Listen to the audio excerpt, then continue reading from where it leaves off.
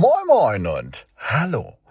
Heute wollen wir uns mal um unser Cockpit von unserer schönen Elke, dem Mercedes GLA, kümmern. Was kann ich für dich tun?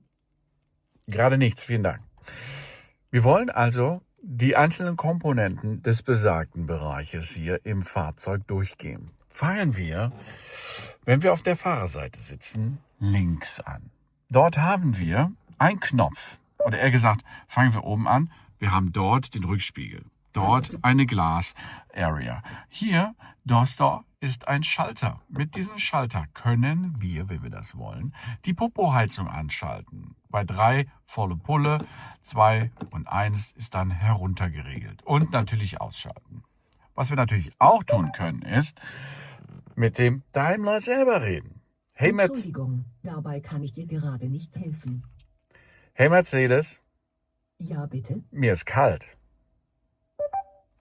Ich erhöhe die Temperatur auf 21 Grad. Hey Mercedes, Ja, bitte. mach mir bitte die Popo-Heizung an. Mach mir... Ich schalte die Sitzheizung ein. Gut. Ja, also, zack ist ja an. Weiter geht's. Hier unten haben wir ein paar Knöpflis. Hier haben wir erstmal Tür zu, also Zentralverriegelung, schließen oder öffnen. Hiermit kriegen wir das Türchen auf. Tür geht auf, Tür geht zu. Haha! Was wir noch haben, ist hier ein Panel. Das heißt, wir haben hier die Möglichkeit, erstmal auf den linken und auf den rechten zu schalten. Und zwar unsere, ne? Die gut als die Rückspiegel meine ich natürlich. So, das heißt, wenn wir die auswählen, leuchten die. Dafür müssen wir erstmal die Zündelung anmachen. Zündung anmachen. Nur einmal drücken, das reicht. So, damit geht die Zündung an. Ihr seht hier, das System fährt hoch. Und jetzt kann ich das hier auswählen. Zack. Und jetzt ist die linke Seite. Zack. Jetzt ist die rechte Seite ausgewählt. Und zwar Rücklichter. Die Rückfahrkumpels. Alles klar? Wir wählen den aus. Und jetzt können wir nach links. Seht ihr? Miep. Jetzt können wir nach rechts. Miep. Jetzt können wir nach unten. Miep. Jetzt können wir nach oben. Miep. So können wir also die einzelnen Komponenten unseres Zurückschauens schauen. Wir haben ja noch mehr. Diese Taste hier zum Beispiel macht die Kindersicherung an. Hinten kommt keiner mehr ran. Also raus und rein, zumindest bei den Fenstern nicht. Und dann haben wir hier auch die Kontrolle für hinten und vorne der einzelnen Rolladen. Also draufdrücken. Zack, geht's runter. Andere Seite, hoch damit. Dann wird nach oben gefahren. Excellent, oder? Sehr schön. Also hier, das sind die Komponenten in unserem Türchen. Oh, mein Popo wird ganz schön warm. Machen wir mal wieder aus. Hoi, hoi, hoi. Nächstes Ding. Darüber. Was ist das denn hier? Die elektrische Parkbremse. Okay? Das heißt, diese können wir drücken und ziehen, um die Parkbremse zu lösen, beziehungsweise um sie festzustellen. Dann haben wir hier so ein Drehding. Das heißt, hier können wir einstellen auf Auto. Das heißt also, dass das Auto funktioniert? Nee, dass die Automatik funktioniert. Oder wir gehen hier auf die einzelnen Komponenten des Standlichtes, Parklichtes oder Abblendlicht etc. Hier, Tipp, können wir auch noch Beleuchtung checken. Hier Leuchtweitenregulierung bzw. Dimmbarkeitregulierung, weil wir haben ja hier automatisch gestützte Abblendlichter. So, und da haben wir noch die Nebelschlussleuchte. Und eventuell habt ihr ja noch andere Leuchten da verbaut. Okay, was haben wir denn da unten? Da sind 2 Pedale, wie ihr sehen könnt. Wenn ihr 2 Pedale habt, dann habt ihr ein Automatikgetriebe. Da gibt es hier die fette, das ist die Bremse und das ist das Gaspedal. Mehr brauchen wir nicht, reicht doch. Was haben wir hier? Da ist ein Hebel, da ist ein Hebel. Diesen Hebel können wir ziehen, so nach unten und dann können wir unser Lenkrad einstellen. Und zwar nach oben, nach unten, zu uns hin und zu uns weg. Damit kommen wir zum Lenkrad. Auf der linken Seite von unserem Lenkrad haben wir ein mehrfach programmierbares Ding. Dieses Ding hier bedeutet immer ein Ding zurück. Das heißt also, wir haben zum Beispiel hier, seht ihr, kann ich mit rechts und links, das ist Touch, kann ich mich bewegen durch die einzelnen Menüs. Okay, dann kann ich draufdrücken und etwas aussetzen. Wenn ich zurück will, kann ich diesen Button setzen und dann komme ich wieder zurück ins obere Menü. Ja, den Home-Button kann ich gedrückt nutzen, um immer wieder aufs Home-Menü selber zurückkommen. Das heißt, also ich wähle irgendwas aus und kann dann zurück auf dem Home-Menü kommen. Oder ich drücke und halte, dann ist es geresettet nach einer Zeit. Dann bringt es mich also wieder zurück zum Reset des Systems, also des digitalen Tachosystems. Was haben wir denn hier noch so am Start? Wir haben da noch ein paar Sachen, noch ein paar andere. In dieser Konfiguration haben wir hier die Reset-Button. Hier unten ne? Da oben ist Set Plus, Set Minus. Hier haben wir so ein Ding da mit Pfeil und Lim. So, da unten gibt es eine Limo, ne? Und so weiter. Das heißt, wir können hier drüber, mit diesem System können wir das krasse, derbe, automatische Fahren hauen. Ergo, das heißt zum Beispiel Lane Assist kann darüber kontrolliert werden, der Tempomat kann darüber kontrolliert werden oder auch der Limiter kann hier drüber kontrolliert werden. Und natürlich, wenn ihr zum Beispiel eine Lenkradheizung habt, dann wäre hier unten die Lenkradheizung noch untergebracht. Also der Knopf dafür. Unterm Stern befindet sich die Hupe. Ich habe gehupt. Und darunter befindet sich der Airbag.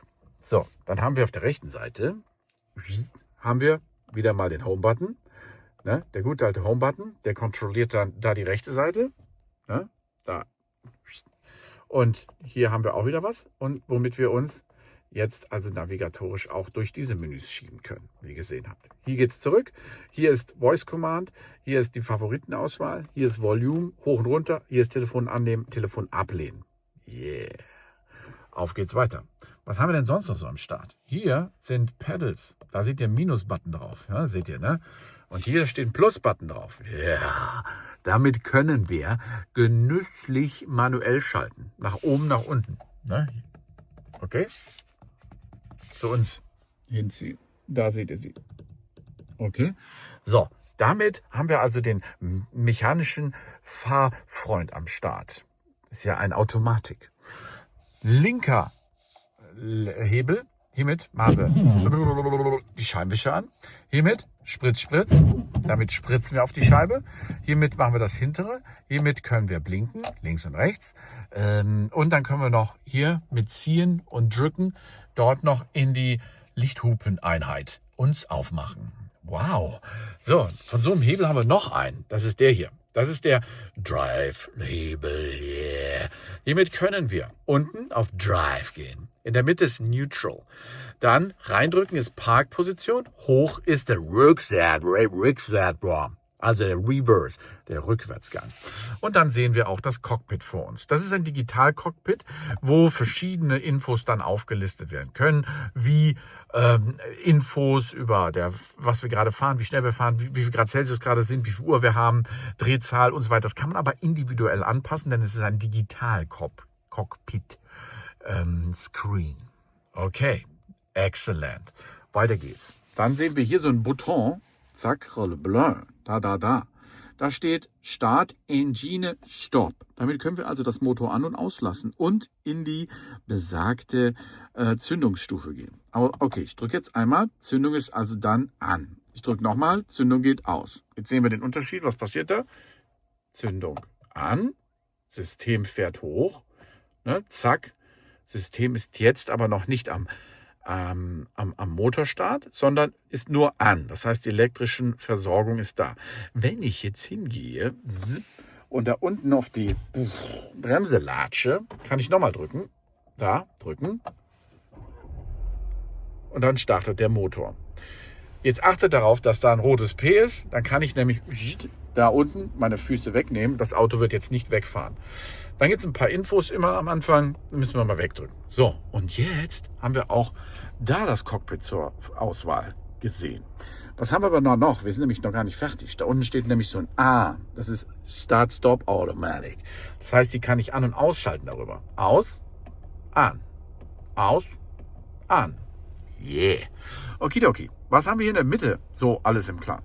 Das ist das Multimedia Area. Hier können wir also Navigation einsehen, Telefon nutzen, Radio, Medien, Informationen abrufen, Apps, im Store blättern und die Einstellungen und so weiter des Fahrzeugs vollziehen. Wir haben nämlich ein sehr breites Cockpit. Das heißt, hier haben wir das direkte Fahrinformationssystem und hier ist dann das Entertainment Area beziehungsweise im Syntax gehalten, was links so abgeht. Was haben wir denn sonst noch so in der Mittelkonsole versteckt? Hier sind die Düsen, werden wir angepustet. Dann haben wir hier die Klimaselektion, damit können wir hoch und runter setzen. Hier haben wir die einzelnen Klimakomponenten, das heißt, hier können wir den Fan verändern, Automatik, maximal, Passengers, Airbag checken, hinten eine Zirkulation durchführen etc.